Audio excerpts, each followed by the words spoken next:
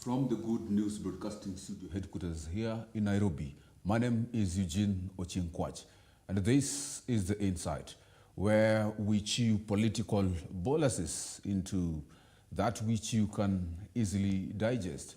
And well, of course, we have political pundits who will be helping us in chewing this together. Well, tonight on The Insight, we have much to discuss for you. We just celebrated Labor Day, without doubt Uhuru's last as Kenya's president, and it was a day of mixed reactions. President Uhuru painted a picture of our country recovering from the effects of COVID, and how his government has weathered the storm to ensure Kenyan workers are protected. We also got to see a frustrated and angry president with his deputy. In today's show, we dissect the looming political showdown from the running mate issues, with the Jubilee proposing a Peter Kenneth or a Sabina Chege for a running mate for the Azimio la Umoja presidential hopeful Raila Odinga. What is the fate of other hopefuls? I mean, those who like to be Raila Odinga's number two, should he get to power? What about Peter Munya, Joho, Martha Karua, or even Kalonzo Musyoka, a man termed as the indecisive, or quite a while actually, even tagged the watermelon, bearing his unclear stance on matters which have been deemed critical, pertinent, and consequential, particularly in his political life. Is there still hope for them? Because as it stands, President Uhuru Muigai Kenyatta, who is the Jubilee Party leader, seemingly a consequential factor in the race for succession. But anyway, let's get to hear from the pundits themselves in today's show. I'm joined by a brilliant and amazing panel who will enlighten us on not just the undertones in Othaya KIbaki's burial happenings, but also the Labor Day, the undertones on during the Labor Day, the political significance, because they say nothing in politics happens for the sake of it. Right. Every move is synonymous to something. What is something? What is this something is what we get to know on the show tonight. What we missed and what it means or for Kenya, given we have less than 95 days until the August general election. Much more on The Insight tonight. My guest tonight, starting from my far right, we have Mr. George Ndawa. Mr. George Ndawa, welcome to the show. Thank you. We also have Mr. George Ndawa is an active citizen and a social worker, of course, is joining us on the show tonight. And we also have in the middle Beatrice Kairu, who is a political commentator and a governance expert, is also joining us on the show tonight. Thank you. We also have the third guest is actually Ken Babu. Ken Babu is a youth leader that is DAPK. The Democratic Action Party Kenya. The Democratic Action Party Kenya. Yeah, It's quite interesting how things are actually unfolding. And actually, when I look at DAPK, most people believe that it began maybe to be a third force after ANC and maybe Ford Kenya in Western. maybe Is it just a Western party? No, not really. Those are assumptions that people are trying to use to destroy the party. I mean, the party's image. This is a national party, okay, and it's not basically based in Western. And as you can see, we have candidates in more than 23 counties, and these countries are not only Luya counties. Okay. As much as we can say our strongholds are in Luya land, but we have traversed the entire country, and up to now we have touched the 23 different counties. Okay. And we are very certain that there are some counties that they are not Luya based, but they are going to secure seats. Okay. Oh, that is very interesting. Yeah. Well, we are talking about a lot of things actually on the show, But before that, how was your week? Let me start with you, Beatrice Cairo. How was your week? How are things? No, my week was good. Okay. Just commemorating Mwai KIbaki and reflecting on how he helped the country and him being a noble statesman. Okay. And seeing what good leadership, if Kenyans only understood good leadership, what it can do and how far we can go. And I hope during that session, I hope every Kenyan took time to look back and reflect. Now that you're talking about KIbaki, yes. Let me ask you, during it was the burial, the deputy president hailed him as the greatest Kenyan president Kenyans have ever had. Actually, in the presence of our president, Uhuru Kenyatta. Yes. What do you make of that? It was a form of mockery. Okay. Definitely, that was a form of mockery. But what we can say is that KIbaki is so far the greatest, because great leaders are yet still to be born. But did he have to say it? It's a political season and he has to assert himself. He has to assert himself. Mr. Thao, how was your week, sir? I've had a great week of recovering from the long weekend. Okay. And well, on the 1st of May, I was burying my niece, so I was very busy. Then after that, the hangover of it, and then coming back to Nairobi, I had to recover from so much. But then generally, it was awesome. I don't have any complaints about it. Okay. Wow, interesting. Actually, some of the things I'd love us to talk about tonight. Labor Day. You see, during Labor Day, a lot happened. And there are a lot of political undertones, actually, that political pundits read from just what happened. It was not just a normal Labor Day, because actually it is Uhuru Kenyatta's last Labor Day. And actually, a man who has always been supporting him, I don't know how to put it, but through the negotiations, he increased the salaries of the civil servants. But now the question is, what do you generally make out of this? Well, actually, as a Kenyan citizen, Cairo, were your expectations met in the speech of President Uhuru, or how everything happened? And generally, what did you make of the Labor Day? For me, the Labor Day was a bit chaotic. Okay. Because we have a president who is trying to salvage his name, based that the Kenyans are already tired with his presidency.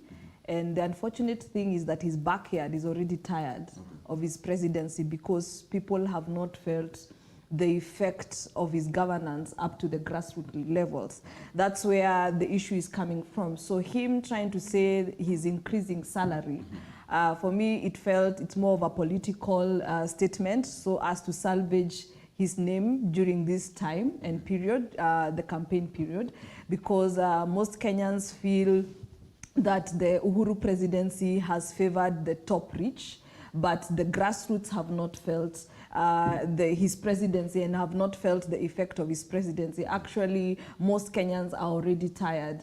And and that's why you find that when Labor Day occurred, just prior to, immediately after KIbaki burial, you see now it made Kenyans to have a reflective thinking in terms of comparison. Now they were able now to sit back.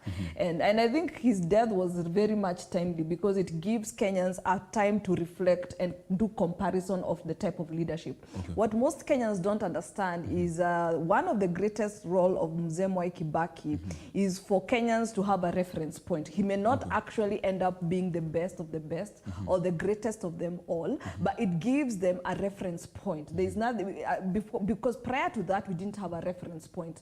Right now, we have a reference point. So even when you vote in your MCA, if you vote in your MP, you already have a reference point. Okay. So Uhuru Kenyatta coming now on Labor Day, you know, after coming from the burial of Othaya KIbaki, he's now trying to project that now he cares for Kenyans, now that he loves Kenyans. So he's just putting a few things here and there just to prove a certain point. But you see, it's too late. Okay. The damage has already been done. Okay. Most Kenyans are already tired. Okay. They are now saying whoever comes in, so long as it's different from what who he is as a president, Okay. they're ready to go for it. And that's why when you look at now somebody like William Ruto, who also spoke of the same Labor Day, you realize that now he is trying to capitalize, capitalize now on the grassroots. That's why even when he came up with the bottom-up economic model, is capitalizing on the gap where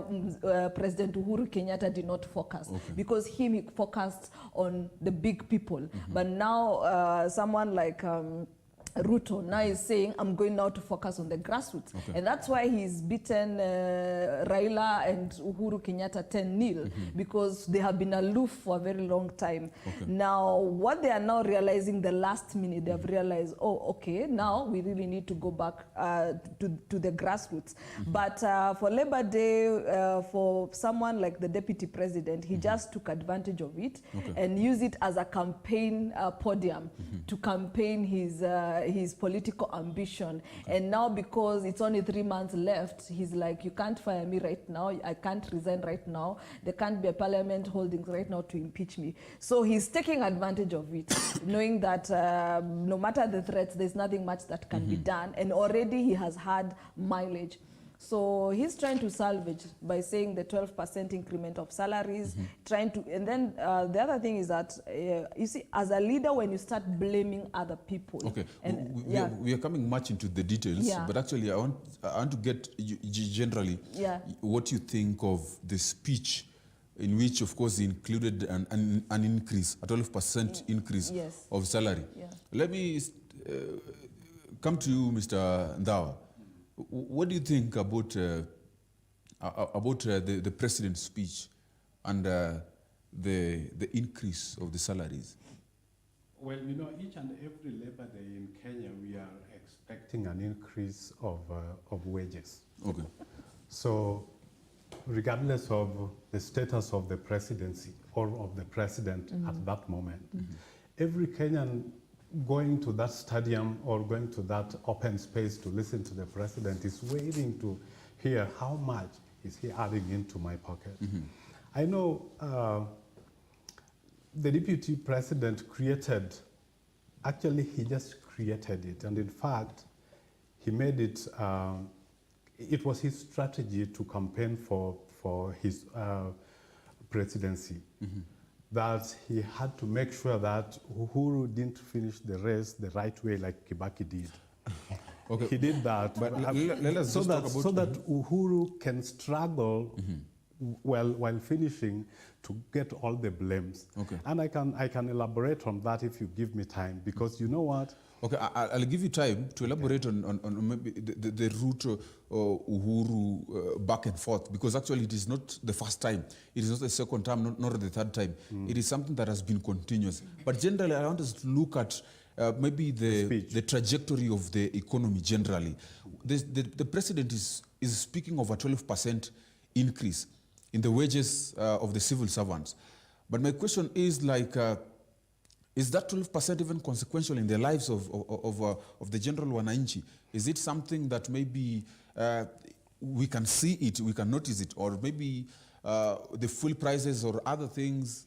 My fears would be if the president makes a pronouncement and it doesn't happen. Like you see, there is sometimes we were crying so much that the energy is so electricity is produced and we have everything sufficiently here, but it's too expensive for the common man.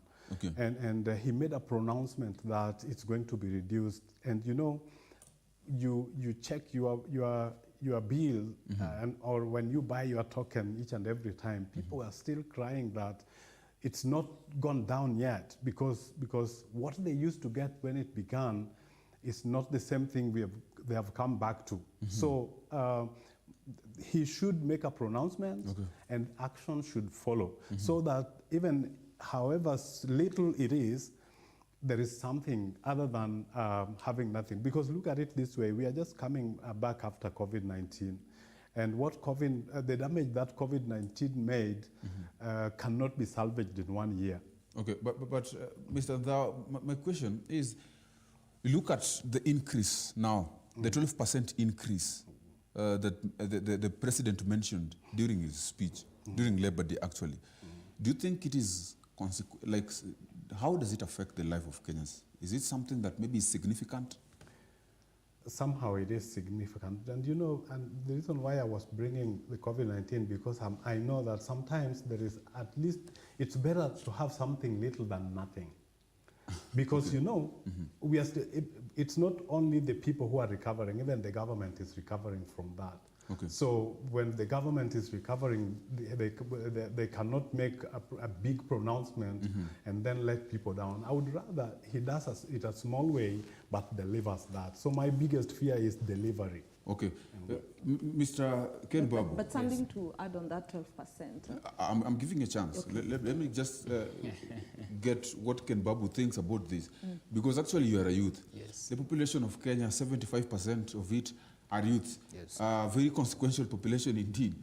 But now, what do you think about the speech of the president? Because there are a lot of things, a lot of angles in it, from the back and forth between the deputy president and the president, which happened that day, the same Labor Day.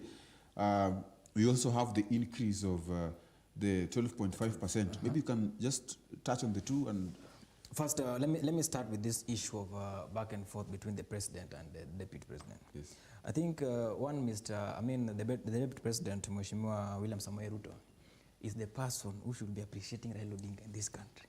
Because if not for the struggles and push of the former prime minister, Ruto could not be talking back to the president this way, and nothing happens. Okay. During the regimes of Moi, and we all know in this panel that you could not do such a thing and you walk away. And it's in public domain. I know where you're going to. Let me just finish my point. So what I'm trying to say is there should be some level of respect between the two. And just like a family, it doesn't matter how much the wife might be angered towards the husband. You don't talk bad at your husband in the presence of the kids. You have to keep the secrets of the family. So the deputy president, I think, needs to follow into that direction. Now, up to where from where I sit, I think the president has done what he was supposed to do. You cannot do 100%. But the 80% that I can say, the 90% that he has done, we have to appreciate. Just like Mr. Othaya have said, we have been given the 12%. Number one, we have to appreciate that. Something has been brought on the table. So what should worry us, just like I said, is it going to be implemented? Because this black skin has a problem of implementation. I think something can be proposed, a good policy, but the problem comes at the implementation level. So this 12%, if it's going to be implemented, the better. But up to now, we should be celebrating and praising God that it has been added. On the issue of infrastructural development, I have to say the Uhuru Kenyatta regime has done quite well, just as we are praising KIbaki regime. Now we have SGR, we have roads, and they are supposed to be launched about towards the end of this month. We have ports. These things means that if we have our goods at the at the machinery level, there can be easy movements of products and from one place to another, and this promotes agricultural development, and this will translate into income generation. So as much as we are fighting, we know we are fighting, people are fighting this regime with different interests, but we must acknowledge what has been done, and we must appreciate what has been done, because if not for these people in place, maybe some of these things would have not been done. Yeah.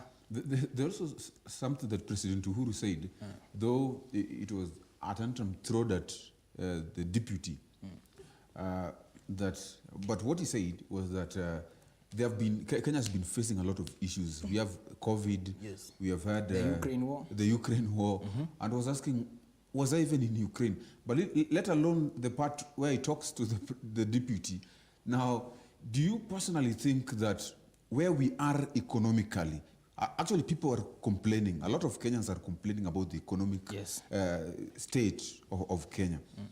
Do you think that the president was right to blame the these are the issues, factors like COVID-19 and of course Ukraine war. Of course, COVID-19 and Ukraine war have affected nearly all countries around. But we cannot say that if the president is talking about the struggles we are having as of now, we cannot run away from COVID, because it's something that it is in public domain. That during this period the economy was not flowing, and just like my senior said, we are trying to recover from this. Because actually, even Museveni tweeted, I believe you guys saw the tweet where he was telling people to eat cassavas, because he himself does not use let I'm seeing you, Kairi, you're smiling a lot. Before she comes on board, yes. you know, let me just say something. Yes. You know, when we talk about economy, you cannot run away from politics. Okay. Because politics and economy are hand in hand. It is politics that affects economy. Okay. And economy affects politics. But what President Uhuru Kenyatta said about COVID and Ukraine war, these things are true. Okay. And any person who is just honest and it's true to this country and patriotic should stand with the president and say indeed COVID-19 affected this country very badly, and the issue of Ukraine war is now affecting us in terms of fuel and oil, cooking oil, and everybody can see this. I don't know what my sister has to say, but I doubt that she is not in support of what I'm saying, but I would like to just tell before she says something, I would just like to punch this that let's not involve emotions in issues of economy. She's actually an economy analyst. An economist. Let me get it from you, Akairu. You have so much in it. Yeah, first and foremost, we must agree Uhuru Kenyatta was not a good planner, because on his whole tenure, so far we didn't even have food security, because we're still having drought cases, drought issues. When you look at economies like Finland, Switzerland, Germany, they have food reserves for up to 3 years. So these ones are poor planners, that we must agree, we must accept. So his agenda of food security, he didn't even accomplish it, because right now, as we discuss, food products from Zimbabwe, Malawi, they are now no longer accepting the Kenya shilling. They are only accepting dollar. That will mean that the food for feeding cows, chicken will definitely increase. Now, for the 12% increment, for me, I feel it may not have such a huge effect, because already we are having inflation. So what will happen is he declared the 12% increment on minimum wage. That means if I have a house help, I have to increase her salary. So that means if my salary is also increased, I have to also increase the salary of the house help there at the bottom.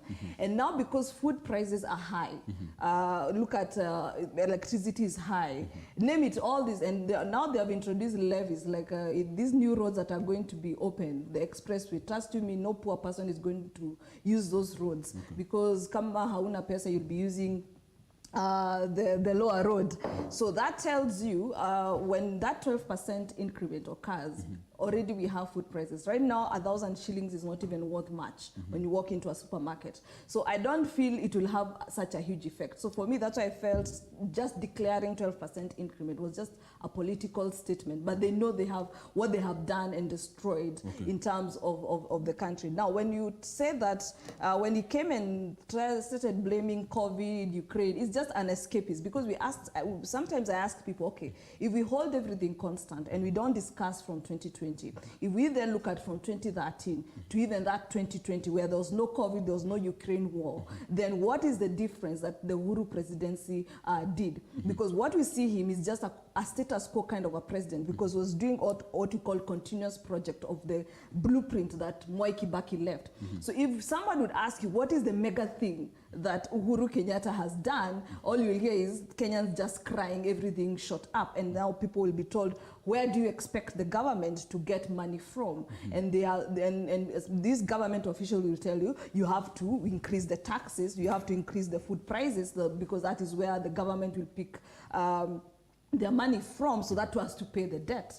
But the unfortunate thing is that this government, I was expecting when they had the Big Four agenda, the housing, you'd have come up with something. Now people would have been cushioned. If it's the food issue, people would have been cushioned. Now we are having people in Marsabit, in Garissa, they're eating reeds in this country, don't you think that is an embarrassment? At this day, age, and era, people are eating rich so as to satisfy their needs.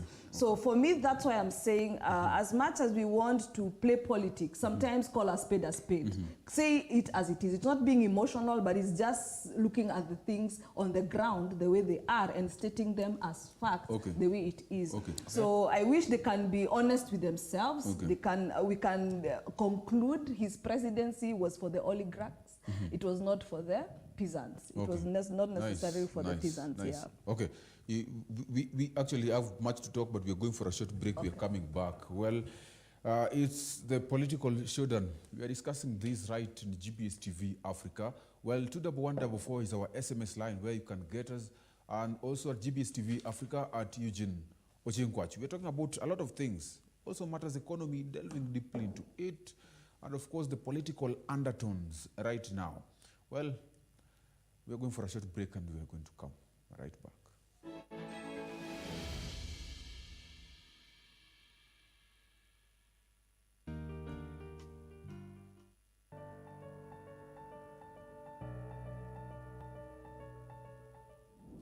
God is so good, and because human being is opposite of God, the greatest thing that can ever happen is fellowship. Our justification is based on Jesus. The book of Leviticus is telling us how sin has to be forgiven. We are talking about the chief baker and the chief butler.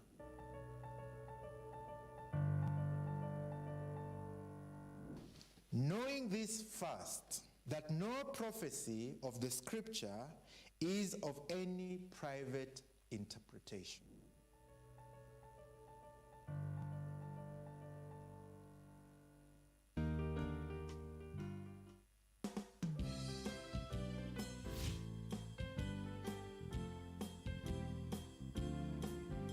Wait, stop right there.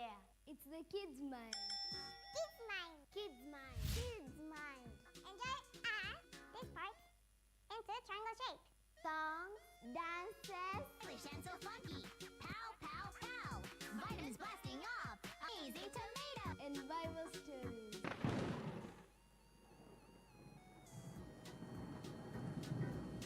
We at the Kids Mind, we desire to serve you with these exciting activities.